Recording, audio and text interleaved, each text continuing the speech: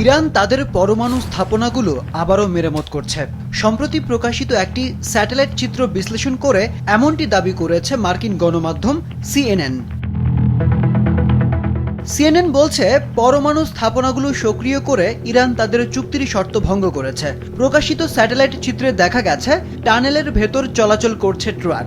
মার্কিন হামলায় যে স্থাপনাগুলো ক্ষতিগ্রস্ত হয়েছিল সে গর্তের ওপর এতদিন অস্থায়ী ঢাকনা দেয়া ছিল। এখন চলছে পুরো দমে সারিয়ে নেওয়ার প্রস্তুতি। দেশটির প্রাচীন এলাকার একটি পারমাণবিক স্থাপনায় পরমাণু অস্ত্র তৈরিতে ব্যবহৃত বিস্ফোরক মজুত করা হচ্ছে বলেও প্রতিবেদনে উল্লেখ করা হয়েছে। সেই সাথে হামলায় আক্রান্ত হওয়ার আগে স্থাপনাটির চারপাশে কংক্রিটের সুরক্ষা দেয়াল নির্মাণের তথ্যও উঠে আসে প্রতিবেদনটিতে। পিএক্স মাউন্টেন ইরানের আরেকটি গুরুত্বপূর্ণ পরমাণু স্থাপনা। সমঝোতা স্মারক স্বাক্ষরের কয়েকদিন পর থেকেই সেখানে সন্দেহজনক যানবাহনের আনাগোনা বেড়ে যায় বলে দাবি করেছে সিএনএন। মার্কিন গণমাধ্যমের এই প্রতিবেদন প্রকাশের পর এখনও কোনো প্রতিক্রিয়া জানায়নি ইরান, কিন্তু যুক্তরাষ্ট্রের সাথে শান্তি আলোচনা প্রত্যাখ্যান করে কঠোর প্রতিশোধ নেয়ার হুমকি দিয়েছে দেশটি।